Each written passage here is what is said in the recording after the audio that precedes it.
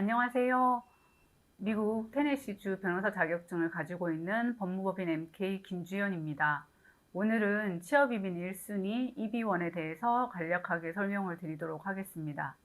취업이민 1순위는 EB1이라고 부르기도 합니다. EB1은 다른 세 가지 카테고리로 나뉘어져 있는데 이 세 가지 카테고리 모두 노동허가서 단계가 필요하지 않다는 공통점이 있지만 각각의 특성이 다르고 고용주에 대한 내용도 다르기 때문에 이 부분을 잘 이해하고 계셔야 합니다. EB1 중에서 A라고 해당되는 부분은 과학, 예술, 교육, 사업, 체육 분야의 특출한 재능을 가진 외국인을 위한 취업이민입니다. 두 번째로 EB1B에 해당되는 것은 저명한 교수와 연구직 종사자로 단순히 교수와 연구원이 아닌 저명한 분이셔야 한다는 부분입니다. EB1C는 다국적 기업의 경영자나 매니저가 받을 수 있는 취업이민 1순위로 주재원으로 미국에서 파견을 나가신 분들이 많이 선택하는 취업이민입니다. EB1의 절차는 다른 취업이민과 동일하지만 노동허가서 단계가 없다는 것이 가장 큰 특징입니다. 그만큼 기간이 짧게 걸리고 취업이민 청원서의 결과를 빨리 알 수 있다는 장점이 있습니다. 먼저 청원서라고 하는 I-140이라고 불리는 청원서를 접수해서 승인이 되면 미국에 장기 체류할 수 있는 비자로 거주하시는 분들의 경우 I-485를 통해서 미국 내에서 영주권을 받게 됩니다. 신청자가 한국에서 체류하고 있는 경우에는 I-140 청원서가 승인이 되면 내셔널 비자 센터를 거쳐서 이민비자 과정을 진행한 후에 주한 미국 대사관에서 비자 인터뷰를 보고 이민비자를 발급받은 후에 입국하면 미국 영주권자가 되는 것입니다. 미국 내에 비자로 거주를 하는 경우에는 흔히 I-140과 I-485를 동시에 접수를 해서 같이 진행하는 경우가 많습니다. 다음은 세분화하여서 세 가지 카테고리 중에서 EB1A가 어떠한 경우에 해당이 되는지 살펴보겠습니다. EB1A는 과학, 예술, 교육, 사업, 체육 분야의 특출난 재능을 가진 외국인이 해당이 된다고 말씀을 드렸는데 예를 들면 손흥민 선수같이 세계적으로 이름이 알려진 운동선수나 올림픽이나 아시안게임에서 메달을 딴 선수, 국제영화제에서 수상을 한 영화감독이나 국내 혹은 국제 무대에서 전시 경험이 많은 예술가나 디자이너 등이 여기에 해당이 됩니다.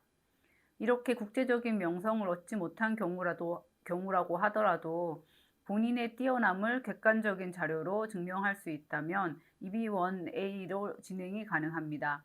아래 나열된 10가지 중에 3가지 이상이 가능하다라는 증명을 한다면 EB1으로 영주권을 진행해 볼 수도 있습니다.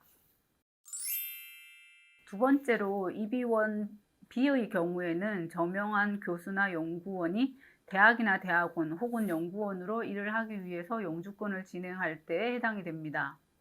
이때 미국 대학이나 대학원에서 종신재직이거나 그에 상응하는 잡 오퍼를 받아야 합니다.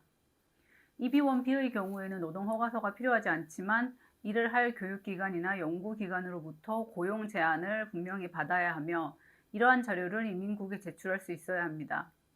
또한 교수님이나 연구자의 뛰어난 업적이 국제적으로 인정을 받아야지만 아웃스탠딩이라고 볼 수 있습니다. 아웃스탠딩에 해당하는 기준은 아래 6가지 중에 2가지를 만족하시면 됩니다.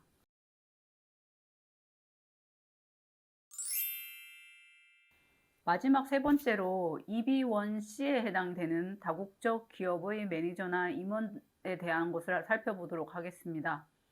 다국적 기업이라고 하면 뭔가 거창한 대기업들을 상상하실 수 있습니다만 실제적으로 EB1C를 통해서 영주권을 진행하시는 분들 가운데 미국에 진출한 중소기업의 사장님들이나 임원분들이 상당히 많습니다. 다국적 기업이라고 하면 한국에 회사가 있고 이와 관련된 미국 회사가 있다면 이를 다국적 기업으로 볼 수 있습니다.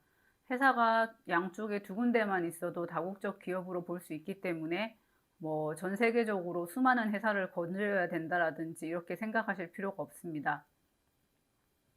EB1C의 경우에는 미국 회사에서 신청자를 위해서 청원서를 접수를 해줄 수 있어야 합니다. 간혹 EB1 취업이민 1순위가 노동허가서가 필요하지 않는 것을 고용주가 필요하지 않다고 잘못 이해를 하셔서 미국 회사의 도움이 필요하지 않고 본인이 직접 청원을 하면 되는 줄 잘못 알고 계시는 경우가 있습니다.